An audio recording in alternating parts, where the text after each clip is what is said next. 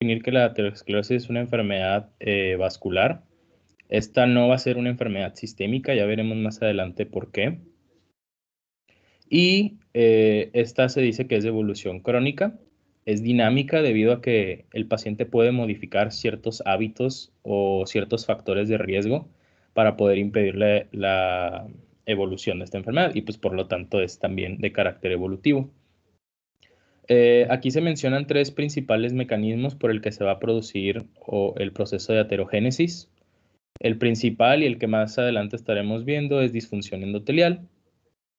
También se llega a producir debido a una inflamación crónica, debido a una proliferación o una mayor producción o síntesis de citocinas proinflamatorias, además de que también pueden llegar a producir trombosis. Ya veremos más adelante en qué consiste tanto el trombo blanco como el trombo rojo.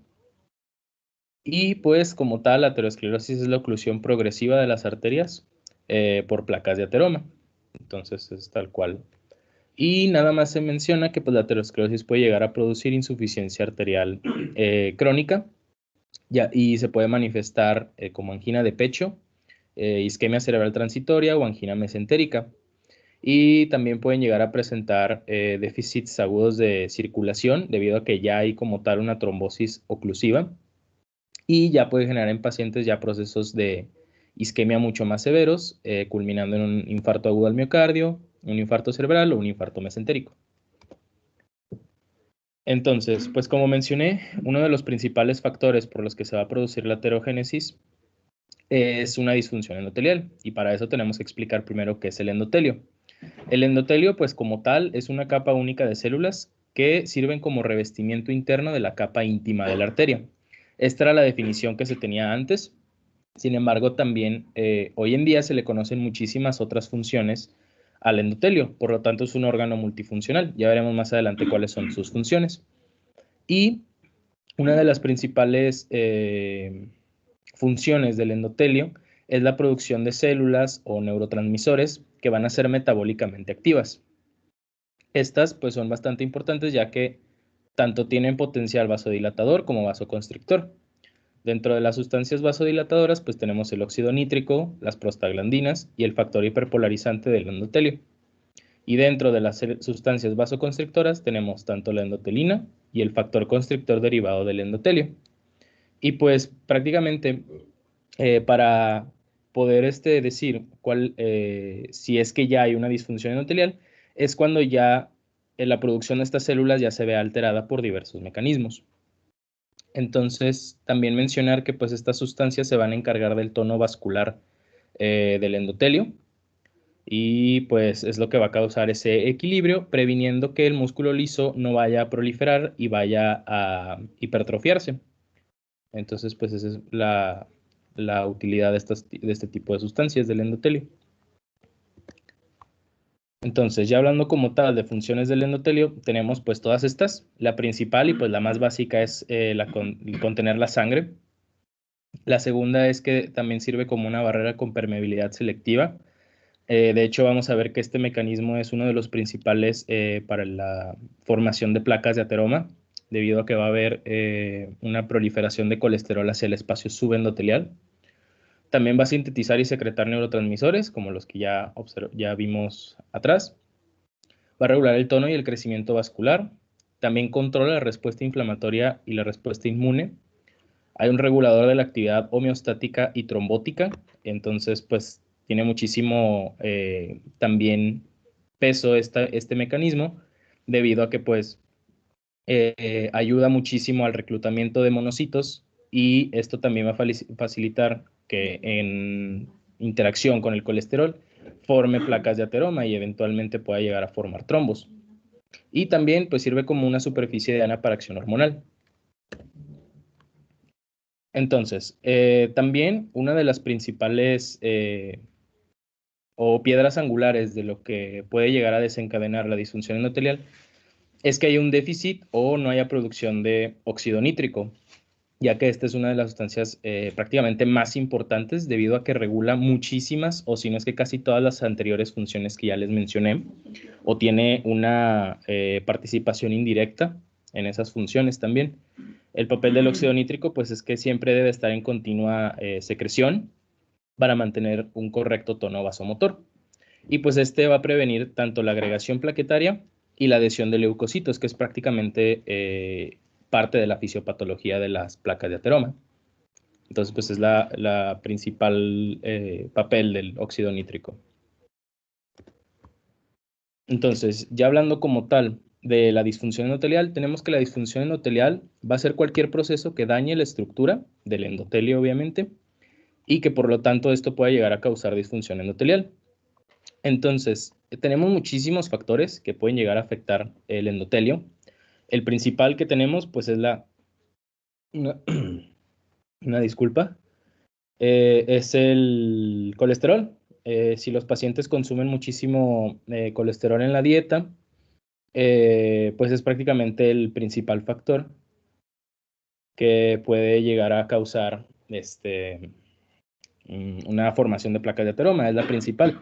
De hecho, pues se menciona que los pacientes al ingerir una dieta baja en colesterol y además agregándole algún tipo de estatina como la pravastatina, que es un inhibidor competitivo de la hidroximetilglutaril coenzima A reductasa, pues estos prácticamente observan efectos benéficos, ya que pues reduce muchísimo el colesterol plasmático y va a normalizar la respuesta vasomotora de las arterias afectadas.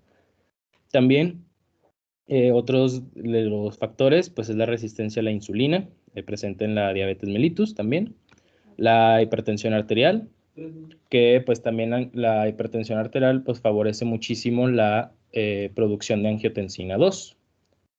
¿Siguen viendo la presentación? No sé qué le pique. Sí, se ve. Ok. Y bueno, también pues la diabetes mellitus, ya veremos más adelante por qué de todos estos factores, la obesidad y el tabaquismo. Muchos de estos factores van a ocasionar la sobreproducción o la estimulación de citocinas proinflamatorias. Además, también se menciona que pues, ciertas bacterias pueden llegar a ocasionar endotoxinas que pueden llegar a facilitar la disfunción endotelial. Estas van a inducir expresión de factores procoagulantes en el endotelio vascular y por lo tanto favorecen que haya una producción de trombos. Entonces, pues ya entraríamos a lo que es ahí.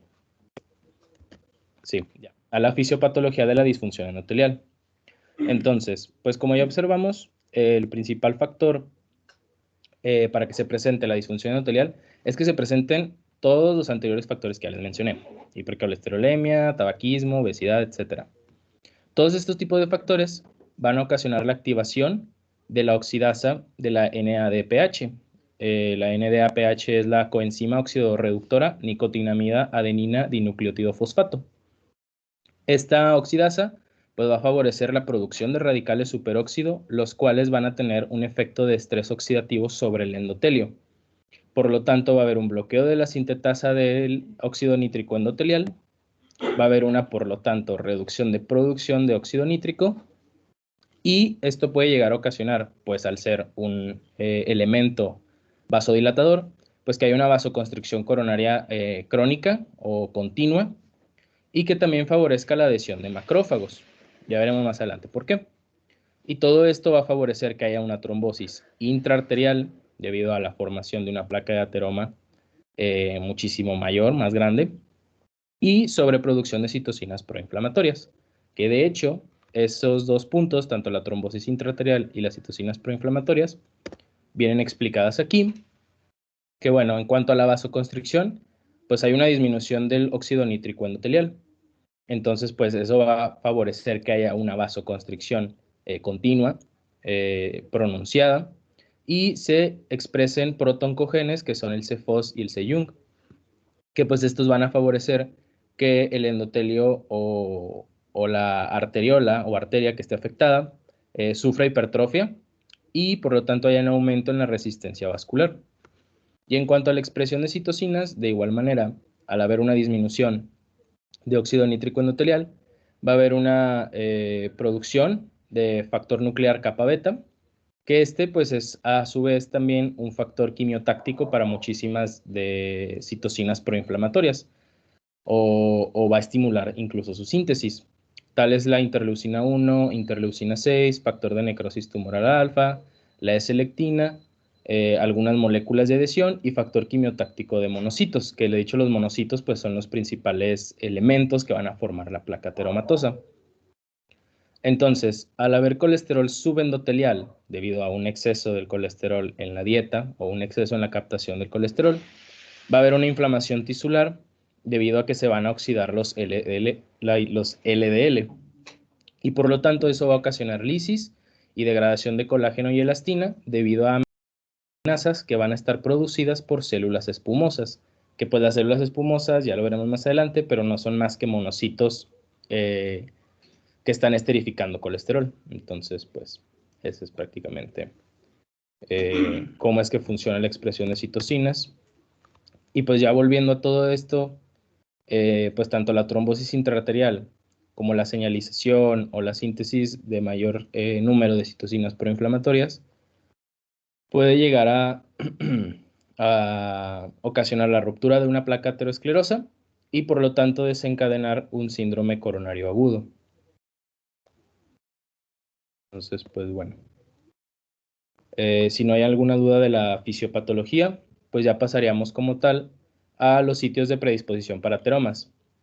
Entonces, se menciona que los principales sitios de predisposición o qué tipo de arterias van a ser las más propensas a generar placas de ateroma es que cumplan todos estos tipos de requisitos, que en estas haya una mayor permeabilidad a la albúmina, al fibrinógeno y a los LDL, principalmente porque así es como se forman las placas.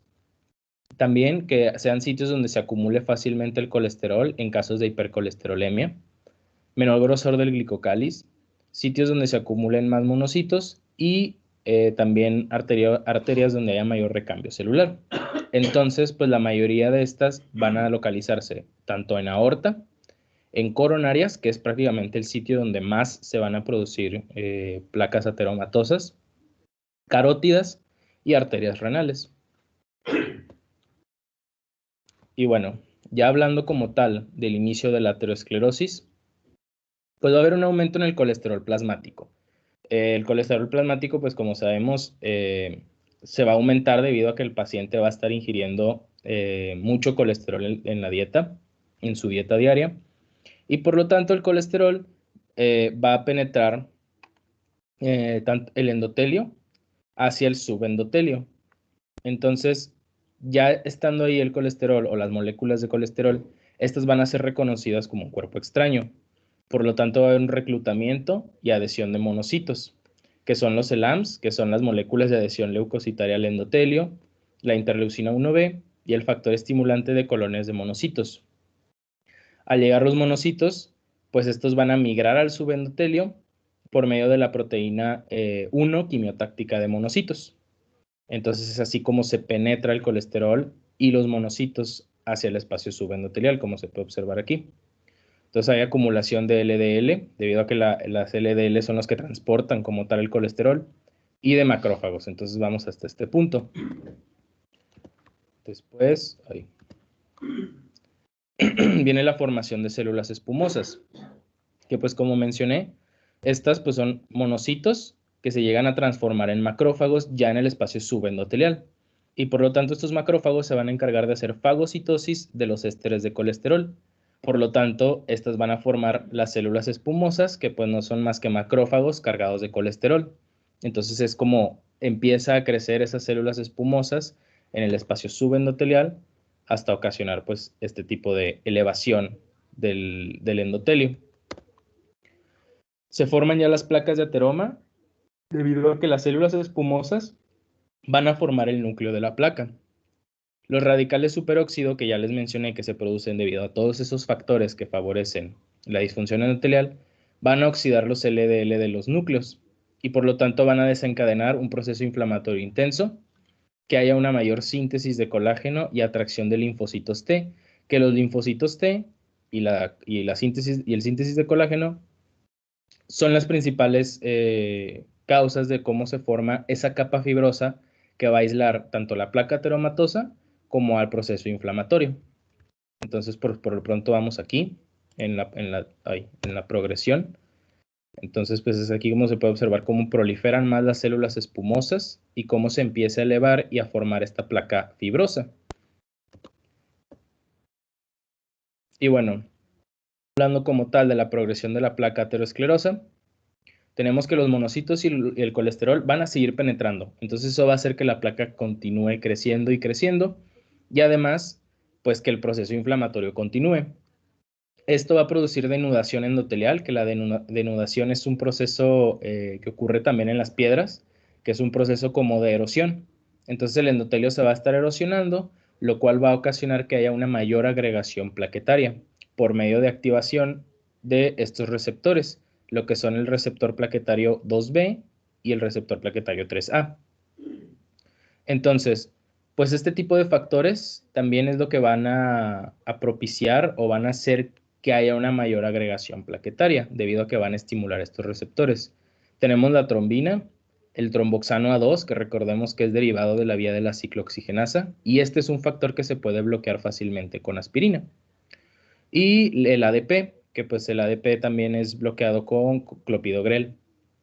Entonces, pues es prácticamente también fármacos que se pueden llegar a dar a los pacientes para prevenir esa agregación plaquetaria y pues que no haya una formación de trombos debido a que pues la inflamación más la activación de estos receptores va a causar una microtrombosis y por lo tanto puede llegar a haber formación de trombo blanco y de trombo rojo, que el trombo blanco no es más que una continua acumulación de plaquetas y el trombo rojo no son más que toda la acumulación de estas microtrombosis que se están formando.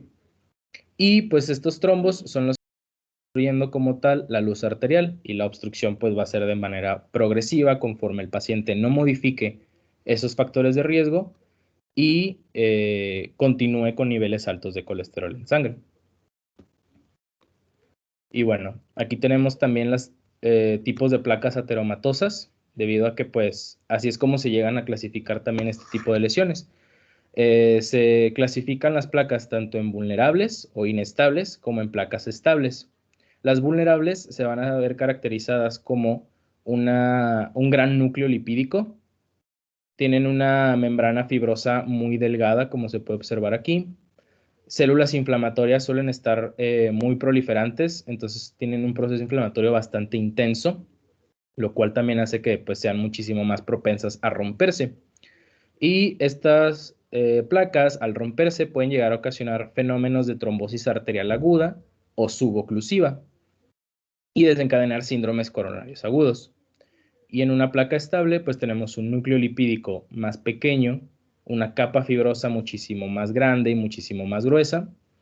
Hay escasas células inflamatorias y pues estas van a generar un déficit de riesgo tisular debido a que pues esta placa al no estarse rompiendo, pero sí al estar creciendo, pues va a generar que haya una oclusión y por lo tanto desencadenar pues este tipo de déficits que se aumentan cuando hay un requerimiento metabólico tal como ejercicio o digestión y se manifiestan en el paciente como angina de pecho estable o angina mesentérica.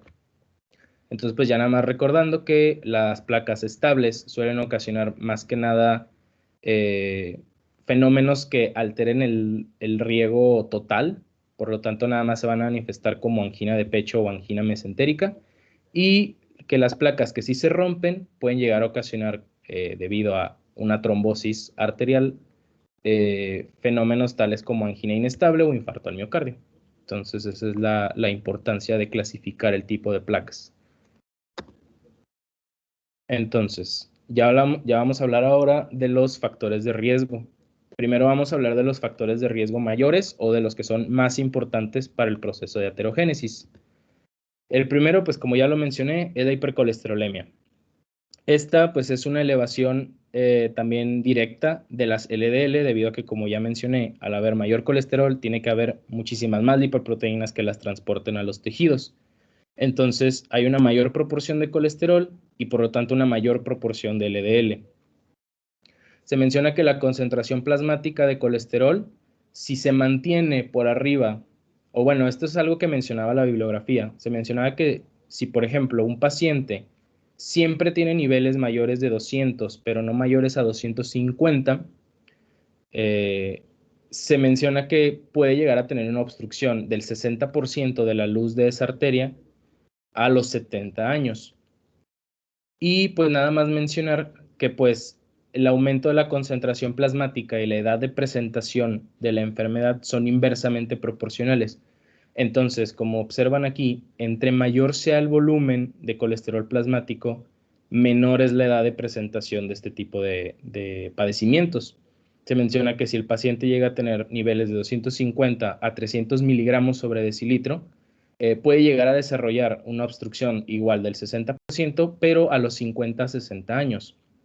Si mantiene niveles mayores de 400, puede llegar incluso a presentarse desde los 40 años. Entonces, lo ideal para llegar a mantener buenos niveles de colesterol es que siempre estén por abajo de 200. Por abajo de 200 miligramos sobre decilitro son las concentraciones ideales y universalmente se menciona que ya teniendo concentraciones mayores de 240 ya hay un riesgo aterogénico. Entonces, pues, el principal factor de riesgo para llegar a desarrollar hipercolesterolemia es que el paciente presente, o más bien el paciente ingiera muchísimas grasas animales. Entonces ya veremos más adelante en el tratamiento cuáles son esas. Y bueno, también para entender muchísimo tenemos que explicar qué son las lipoproteínas. Tenemos que son las lipoproteínas de muy baja densidad, que son las VLDL, que pues estas tienen un gran poder aterogénico. Estas junto o más bien constituyen parte del síndrome metabólico debido a que si hay una elevación de las VLDL, además de una elevación de triglicéridos y una reducción del HDL, pueden llegar a desencadenar hiperlipidemia aterogénica. Son muy aterogénicas debido a que no son más que proteínas de baja densidad, pero muchísimo más pequeñas. Entonces es por eso que prácticamente las VLDL y las LDL pues tienen el mismo efecto aterogénico. Ya hablando como tal de las lipoproteínas de baja densidad, estas van a provenir también de las VLDL, como lo mencioné. Estas se van a encargar, o su función principal es transportar la mayor parte del colesterol hasta su receptor diana, que es donde ya va a desempeñar las distintas funciones. Entonces, el colesterol va a hidrolizar a las lipoproteínas y se van a incorporar al metabolismo celular. Y pues nada más se menciona que el colesterol excedente se va a excretar a través de ácidos biliares gracias a o por la acción de lipoproteínas de alta densidad. Entonces, se menciona que si hay una reducción de lipoproteínas de baja densidad, hay una activación de la enzima HMG coenzima reductasa, que ya se les mencioné, y esta va a promover la síntesis hepática de colesterol. Entonces, pues esto es un efecto benéfico en el paciente. Si hay un aumento, por el contrario, va a aumentar la captación hepática de colesterol y se va a inhibir la HMG coenzima reductasa. Entonces, pues al haber un aumento debido a ingesta excesiva de colesterol, hay un aumento plasmático de las LDL, hay una inhibición de la síntesis hepática y de síntesis de receptores LDL. Entonces, pues al no estarse excretando el colesterol, va a haber un aumento excesivo y es como es que se llegan a acumular en el espacio subendotelial. Ahora, hablando de las lipoproteínas de alta densidad, se menciona que pues estas se forman debido a, más bien las sintetiza el hígado, las secreta el mismo hígado, y ya en circulación, las HDL van a esterificar el colesterol por medio de la LCAT, que pues la LCAT es la lecitincolesterolaciltransferasa, y estas van a transformar el HDL en HDL2. El HDL2 va a captar el colesterol plasmático, que es excesivo, y lo va a transportar al hígado para que en el hígado, habiendo por receptores de apoproteínas A1, el hepatocito va a captar el colesterol, lo va a metabolizar y lo va a excretar por vía biliar. Entonces, ya nada más para mencionar, las LDL van a ser las que van a transportar el colesterol a los tejidos y las HDL van a transportar el colesterol excedente hacia el hígado para ser excretado por vía biliar. Entonces, pues al tener estos tipos de efectos de excreción o el exceso o excretar el exceso de colesterol, pues obviamente tienen un amplio papel en reducir los procesos de aterogénesis, si es que se mantienen concentraciones mayores de 40 miligramos sobre decilitro de HDL. También su reducción, pues obviamente al haber una reducción, pues por lo tanto o recíprocamente va a haber una mayor concentración de LDL y va a desencadenar los procesos que ya les mencioné anteriormente, por lo tanto va a aumentar el riesgo de aterosclerosis coronaria si su reducción se da de más de 35 miligramos sobre decilitro. Y bueno, ya hablando ahora ya dejando atrás el principal factor que es la hipercolesterolemia, ahora vamos a hablar de la hipertrigliceridemia, que su elevación pues va a reducir los HDL debido a que elevan partículas cargadas de apoproteína B, que estas son altamente aterogénicas. Se menciona que las concentraciones de triglicéridos pues siempre deben de ser menores de 150 miligramos sobre decilitro. Y como ya lo mencioné, los triglicéridos, junto con la disminución de los HDL y elevación de VLDL, constituyen la hiperlipidemia aterogénica, que pues obviamente constituyen un papel en el síndrome metabólico. Hablando ahora sí de la hipertensión arterial, tenemos que la hipertensión arterial, pues por sí sola,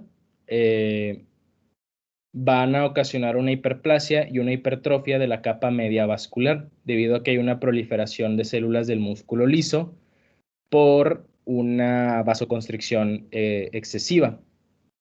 Entonces, eso, aunado con lípidos en el endotelio, van a llegar a causar aterosclerosis. También se menciona que los depósitos de lípidos se ven aumentados en pacientes con hipertensión arterial. La hipertensión arterial también va a aumentar la agregación plaquetaria debido a que va a haber una mayor producción de angiotensina 2, que es pues, también un factor que también ayuda a la agregación plaquetaria, especialmente en una hipertensión hiperreninémica. Y también pues hay una mayor producción de endotelina, que pues la endotelina es un derivado también de prostaglandinas y que se produce en exceso en sujetos hipertensos y que va a causar una vasoconstricción o un aumento del tono vascular arteriolar. Se menciona también que en personas o en pacientes con trastornos de la excreción de sal, que llegan a ser muy comunes en pacientes con hipertensión arterial, o la excreción del sodio más bien, pues el sodio va a tener estos efectos, va a expandir el espacio extravascular y va a aumentar la sensibilidad a catecolaminas, que pues las catecolaminas de igual forma van a tener una acción vasoconstrictora. Entonces, pues, la hipertensión arterial juega más un papel en el sentido de que siempre va a estar ocluyendo la luz debido a un exceso de vasoconstricción y que además favorece los anteriores factores para formar placas de ateroma. Ahora, hablando del tabaquismo, se menciona que la nicotina tiene un efecto destructivo sobre las células endoteliales debido a que favorecen la producción de radicales superóxido. Entonces, pues van a dañar las células endoteliales, van a causar una disfunción endotelial como tal. Además de que el monóxido de carbono del humo va a inhibir la síntesis endotelial de óxido nítrico, de igual manera. También va a inhibir la síntesis de prostaciclinas y va a estimular la endotelina y el tromboxano A, que como mencioné, pues son factores que favorecen muchísimo el aumento del tono arteriolar. Se menciona que también hay una relación directa entre el número de cigarrillos fumados y las concentraciones de lipoproteína A y fibrinógeno. Y también se menciona que el tabaco aumenta en 3.5% el colesterol total, puede llegar a aumentar en 16% las LDL y reducir las HDL en un 5%. Esto porque van a aumentar la concentración de colesterol en el subendotelio. Y bueno. Ahora, hablando de la diabetes mellitus no es como tal un factor o no es como que la diabetes por sí sola ocasione una formación de una placa ateromatosa, pero se menciona que pues como siempre la diabetes mellitus va a estar asociada a hipertensión, a hipertrigliceridemia y a disminución de HDL. Entonces, pues esto es lo que pues, simplemente por el hecho de estar asociada a estas enfermedades, pues ya es como se le clasifica como un factor de riesgo para presentar aterosclerosis. El sexo es prácticamente uno de los principales factores de riesgo, el ser hombre y ser sobre todo un hombre pues, que tenga los anteriores factores que ya les mencioné o los anteriores factores de riesgo. Se menciona que pues es de mayor frecuencia en un hombre, puede llegar a la incidencia a ir de 4 a 10 sobre 1. ¿Por qué? Debido a que las mujeres pues producen estrógenos, como ya mencionó también en muchas ocasiones nuestros compañeros e incluso el doctor, pues los estrógenos tienen un papel muy importante, ya que son un factor protector para cualquier patología coronaria, precisamente para la formación de placas ateromatosas.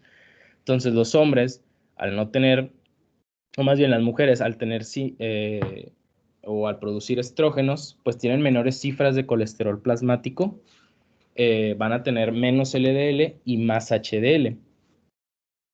Entonces, pues como se observa, estrógenos son un factor protector y se menciona que si las mujeres llegan a presentar diabetes mellitus, tabaquismo, toma anticonceptivos orales, que también estos van a disminuir las cifras de estrógeno, y la menopausia, que como tal ya no hay una producción de esta hormona, van a igualar el riesgo aterogénico en ambos sexos. Entonces, pues prácticamente uno de los principales factores de riesgo para las mujeres es que se encuentren tomando anticonceptivos orales o estén en una etapa posmenopáusica.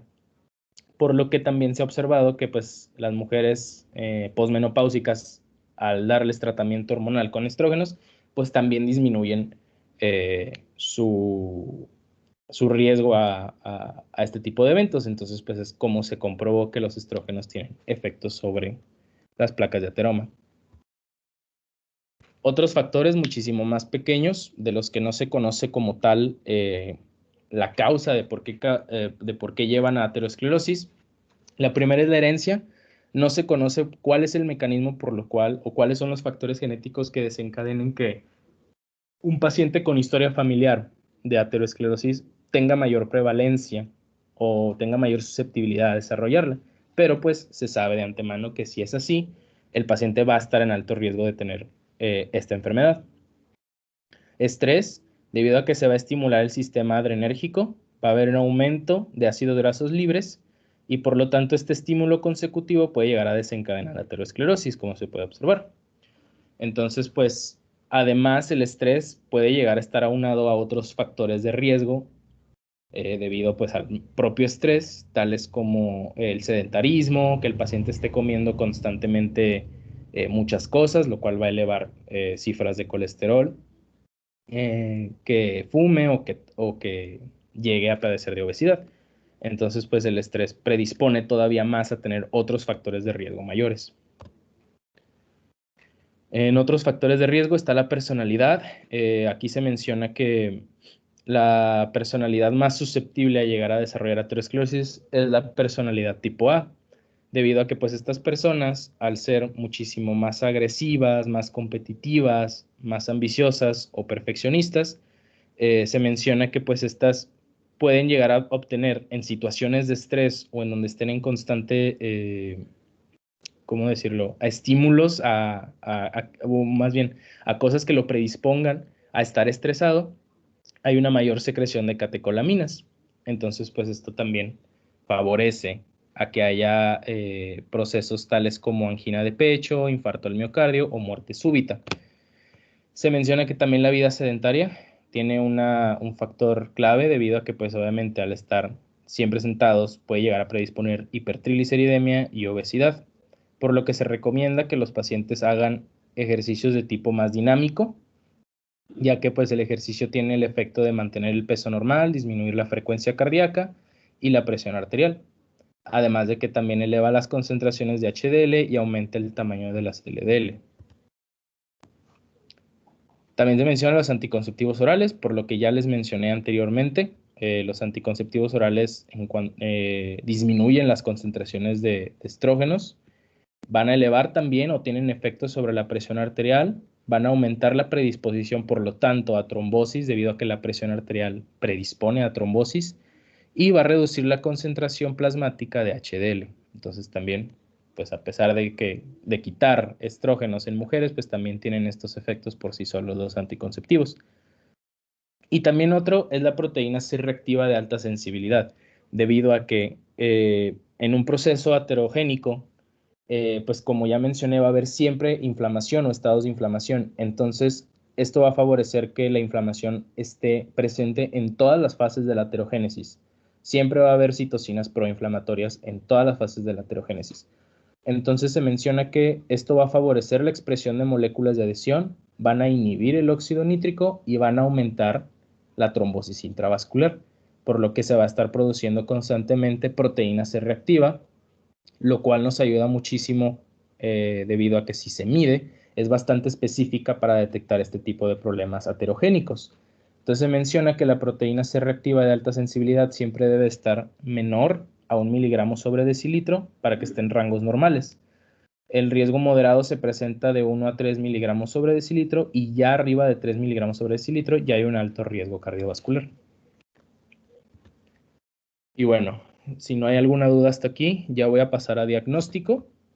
El diagnóstico de aterosclerosis es, o al menos las bibliografías lo manejaban, que pues prácticamente se puede llegar al diagnóstico gracias a simplemente conocer cuáles son los factores de riesgo que tiene el paciente, además de datos de laboratorio por medio de análisis de sangre que se pueden hacer. Entonces, prácticamente para establecer que un paciente tiene riesgo de aterosclerosis, se puede prácticamente establecer con pura interrogatorio, establecer bien los factores de riesgo y hacerle análisis para también observar todo este tipo de alteraciones que pueden llegar a ocasionar esto. Entonces se menciona que el principal diagnóstico es por medio de tablas de riesgo, en las que se puede clasificar todos los factores que ya les mencioné, tanto riesgos mayores no modificables, riesgos menores que no se pueden cuantificar y potencialmente controlables. Entonces, si el paciente presenta muchísimo más riesgos mayores no modificables, tal sea como que hay un aumento, o bueno, que tiene una edad avanzada, se menciona que una edad mayor a 50, que sea hombre y que tenga antecedentes familiares de aterosclerosis o anomalías genéticas, pues tiene un alto riesgo de padecer esta enfermedad. Entonces, pues es así como se puede llegar también a clasificar al paciente por medio de estas tablas de riesgo. Otra, y pues la más importante, es por análisis de sangre y biomarcadores séricos. Se menciona que pues estas deben de ser las concentraciones como tal normales de este tipo de factores o de biomarcadores también. Se menciona que las LDL deben de ser entre 70 a 130 miligramos sobre decilitro. No deben de pasar de la cifra de 130. Las HDL deben de ser superiores a 40 o a 60 miligramos sobre decilitro. Y pues entre más es mejor, ¿no? Y el colesterol total debe de estar menor de 200 miligramos sobre decilitro. Los triglicéridos deben ir de 10 a 150 miligramos sobre decilitro. Mientras se mantengan menos de 150, ya está bien. Las VLDL de 2 a 38 miligramos sobre decilitro. Y que pues la PCR de alta sensibilidad, pues como ya mencioné, se presente a niveles menores de 1 miligramo sobre decilitro. Ya, como ya mencioné, ya les mencioné los parámetros de PCR de alta sensibilidad. Otra de las pruebas diagnósticas que se pueden hacer es el índice tobillo-brazo. Este pues es un método muy rápido, se puede hacer también en consultorio, no es invasivo para el paciente y puede ayudarnos muchísimo a determinar enfermedad arterial periférica como la aterosclerosis. Aquí pues en este procedimiento se toma la presión arterial sistólica máxima en el tobillo o el pie y, y se divide entre la presión arterial sistólica máxima en el brazo. Esta pues va a comparar este tipo de presiones y dependiendo de cuál sea el resultado de esta división, es como se obtiene ciertos valores que nos pueden dar datos de enfermedad oclusiva. Por ejemplo, se menciona que si el índice tobillo-brazo es mayor a 1.3, es un vaso no compresible y probablemente esté calcificado, debido a que pues siempre debe ser menor a 1.3. Se menciona que si el ITB es de 1 a 1.29, se encuentra normal. Eh, si el ITB se encuentra de 0.91 a 0.99, probablemente haya sido un resultado equívoco y se debe de volver a realizar la prueba. ITB de 0.41 o de 0.89, ya hay una enfermedad arterial periférica ligera y moderada o moderada. Y un ITB de 0 a 0.04 ya hay una enfermedad arterial periférica grave. Entonces, pues sí es bastante útil esta prueba debido a que tiene una sensibilidad del 95% y una especificidad del 99% para detectar una obstrucción mayor del 50%. En cuanto a la angiografía, pues se menciona que es el método de imagen o el estándar de oro en cuanto a métodos de imagen.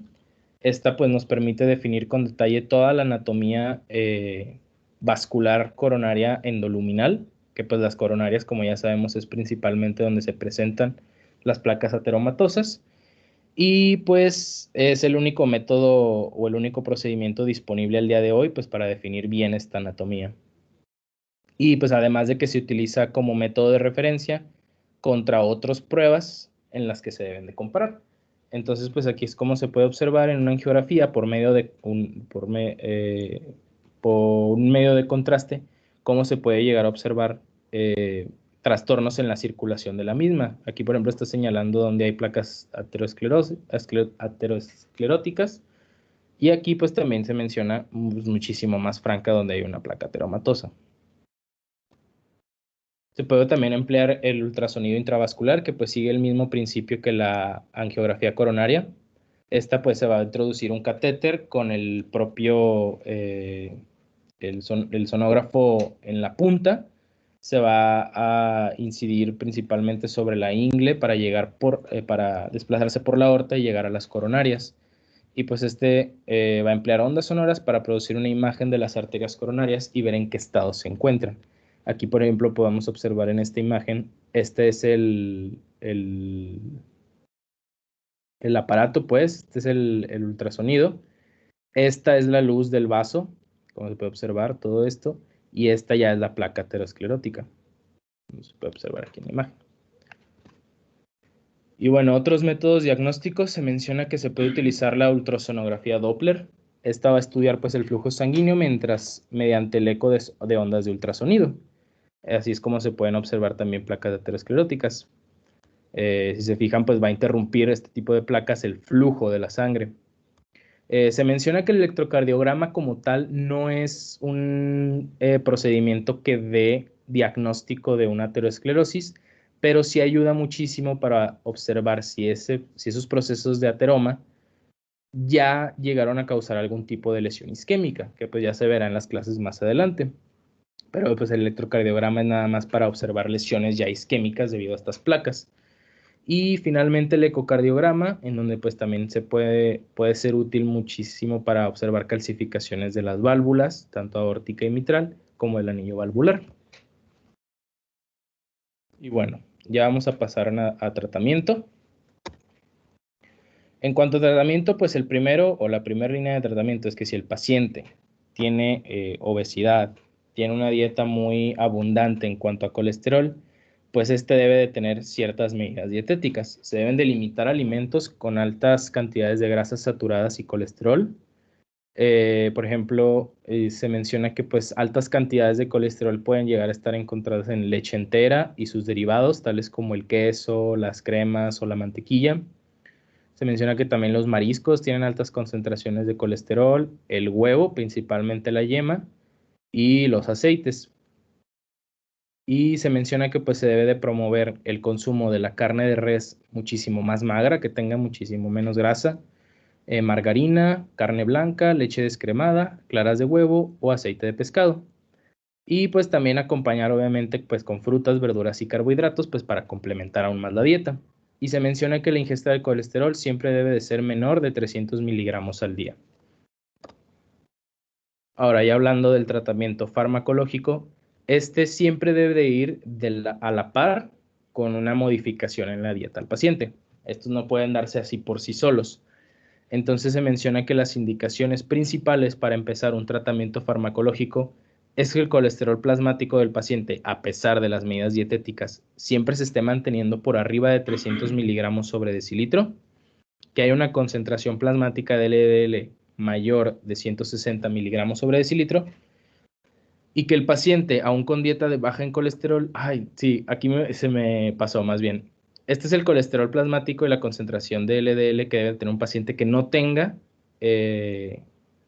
un control en la dieta. Y ya un paciente con dieta debe tener concentraciones de colesterol mayor de 200 miligramos sobre decilitro y LDL mayor de 130 miligramos sobre decilitro. Entonces, esas son las principales indicaciones para iniciar el tratamiento farmacológico en estos pacientes. Entonces, primero vamos a tener los modificadores de los lípidos. Se menciona primero lo que es la colestiramina, que se puede dar en dosis de 4 a 8 miligramos cada 24 horas. Y el colestipol, que es de 10 a 30 miligramos al día. Estos fármacos tienen el mecanismo de acción de reducir la absorción intestinal de colesterol por secuestro de ácidos biliares. Por lo tanto, va a reducir los niveles de colesterol y recíprocamente los niveles de LDL plasmáticos. No va a tener efectos sobre los triglicéridos. Entonces, pues en pacientes con hipertrigliceridemia se pueden dar fármacos como los fibratos. Y de hecho se menciona que la colestiramina puede llegar incluso, o más bien los modificadores de los lípidos pueden llegar a aumentar los triglicéridos. Y se menciona que pues tiene efectos mínimos sobre los HDL. Ahora, ya hablando como tal de los fibratos, primero vamos a hablar del besafibrato, que pues el besafibrato va a aumentar la lipasa lipoproteica, por lo tanto va a aumentar la eliminación de triglicéridos plasmáticos. ¿Cómo es que hace esto? Es por inhibición de la actividad de la HMG coenzima reductasa, por lo cual va a favorecer la degradación de las LDL por síntesis de receptores específicos de LDL. Entonces, pues, estos fármacos, los fibratos, van a tener una especial disminución de las VLDL y un aumento de las HDL. Entonces, pues, son muy buenos fármacos. Se menciona que se dan en concentraciones de 400 miligramos cada 24 horas, de preferencia dosis única, y dar en conjunto con dieta baja en colesterol o baja en carbohidratos. Tenemos el gemfibrosil, que pues va a aumentar también la actividad de las lipoproteína lipasa o las LPL y va a haber una excreción mayor de colesterol por ácidos biliares. Entonces pues hay un aumento de las HDL también, es prácticamente el mismo efecto que el anterior. Pues se debe dar o se menciona que debe delimitarse su uso en pacientes con hipertrigliceridemia importante debido a que puede existir un incremento paradójico de las LDL. Y se da en dosis de 300 a 600 miligramos cada 12 horas. Y ahora ya hablando de las estatinas, que pues son prácticamente pues de los fármacos más importantes en esta patología, pues menciona que son la atorvastatina, la rosuvastatina, la simvastatina y la pravastatina. Estos pues son inhibidores específicos de la HMG coenzima reductasa. Por lo tanto, al inhibir específicamente esto, van a bloquear la síntesis hepática de colesterol. Por lo tanto, va a haber un aumento de síntesis de receptores de LDL y pues hay una reducción de los LDL, de los VLDL y un aumento del HDL. Estos fármacos no se van a dar no tienen efectos en triglicéridos, por lo que si el paciente de nuevo presenta hipertrigliceridemia, se deben de dar fibratos acompañados a estos. Se menciona que la lovastatina se da en dosis de 200 a 60 miligramos en 24 horas. Se debe de asociar a besafibrato en caso de que haya una hipertrigliceridemia importante. La simvastatina, la atorvastatina y la pravastatina se dan en dosis de 10 a 80 miligramos cada 24 horas. Y la rosuvastatina se da de 5 a 40 miligramos dependiendo de la respuesta del paciente. Entonces, pues eso ya sería todo de tratamiento. Ya nada más entraríamos a lo que es la prevención. En cuanto a prevención primaria, pues la prevención en un paciente siempre se debe de iniciar si tiene cualquier factor de riesgo para aterogénesis. Se deben de tener también en cuenta tanto los factores modificables en el paciente como los no modificables y pues tratar de influir sobre los modificables. Se menciona como recomendaciones que se debe de cuantificar el colesterol plasmático en niños con padres que ya tengan hipercolesterolemia y cuantificar el colesterol y HDL en sujetos sanos después de los 20 años cada 5 años. Entonces se menciona que si hay una hipercolesterolemia y hay una elevación de LDL en pacientes mayores de 35 años, pues como medidas preventivas se puede dar ya una dieta baja en colesterol, menor a 300 miligramos al día, como ya mencioné, y además de hacer ejercicio de leve a moderado y de preferencia dinámico. Si la hipercolesterolemia persiste 3 meses, se debe ya de iniciar el tratamiento farmacológico. Y si hay una hipertrigliceridemia con reducción de HDL, se debe dar una dieta de reducción para pacientes obesos. El ejercicio debe de ir de moderado a intenso y se debe de iniciar tratamiento con fibratos si la hipertrigliceridemia no remite con estas medidas. Y ya como prevención secundaria, ya para acabar, pues se debe de, pues como ya dice, la prevención secundaria es para pacientes que ya tuvieron algún evento aterosclerótico o algún evento coronario, tal como angina de pecho o un infarto al miocardio. Entonces, pues se deben de emplear medidas para combatir factores de riesgo modificables. Se debe de evitar que el colesterol sobrepase los 200 miligramos sobre decilitro, que las LDL se mantengan por debajo de 100 miligramos sobre decilitro y mantener las HDL por arriba de 40 miligramos sobre decilitro. Entonces, pues es prácticamente, ya sería todo de mi parte. Si no tienen alguna duda.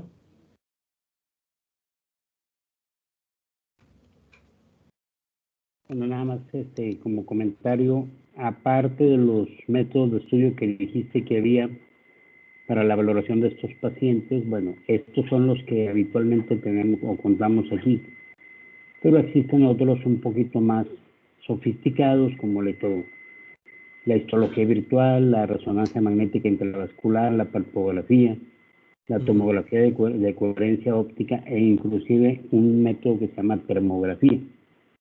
Mediante pues se mide la temperatura de la placa y de este modo se puede determinar cuál es la placa vulnerable, la placa con alto riesgo de ruptura. Entonces eso nada más como comentario. Y en relación a los fármacos que se utilizan, aunque ven ahí muchos, al final de cuentas en la práctica se reducen a dos tipos, las estatinas y los fibratos. ¿Sí? Si el paciente solamente tiene hipercolesterolemia, bueno, damos estatinas. ¿Cuáles son las mejores? Ya sea la rosuvastatina o la atorvastatina. La que más utilizamos nosotros es la atorvastatina. Las dosis recomendadas son 80 miligramos al día. Cuando, además de la hipercolesterolemia, el paciente tiene hipertrigliceridemia, entonces lo que hacemos es combinar atorvastatina a dosis más bajas, 20-40 miligramos, con bezafibrato 200 miligramos al día. Recordar que estos fármacos, al igual que el uso de aspirina, al igual que el uso de clopidogrel, la indicación tiene que ser nocturna. ¿Sí? Ya les había comentado el momento crítico, el momento más crítico para el paciente, para que se generen eventos trombóticos, eventos isquémicos, tanto cerebrales como coronarios, etcétera, es precisamente el momento en que despertamos. Entonces, por esto es que siempre se le debe indicar a enfermería que se aplique durante la noche, sobre todo en los hospitales. Generalmente enfermería tiene ya un plan de administración de fármacos institucional. Bueno, no todos los fármacos se adhieren a ese plan, pero eso ya nosotros los tenemos que decir en función de lo que sabemos de la fisiopatología de estos fenómenos trombóticos. ¿Sí? ¿Por qué no usamos la dosis plena de 80 miligramos de atorvastatina o cualquier otra estatina, la dosis plena, junto con los bezafibratos? Porque recuérdense que esa asociación, sobre todo con dosis altas de estatinas, me puede generar un fenómeno de rhabdomiólisis que es muy grave, como efecto secundario. Entonces hay que evitar este fenómeno. ¿Sí? Ok. Y pues básicamente, realmente, por lo demás, yo creo que la clase estuvo muy completa. Gracias. Felicidades. Y bueno, si no hay mayor comentario o alguna otra pregunta, jóvenes, nos vemos el lunes, primero Dios. ¿Sí? Buen fin. Hasta el lunes. Muchas gracias, doctor. Muchas Bueno, gracias. Hasta el lunes, doctor. hasta luego, doctor. Gracias. Muchas gracias. Gracias. Gracias, doctor. Ah.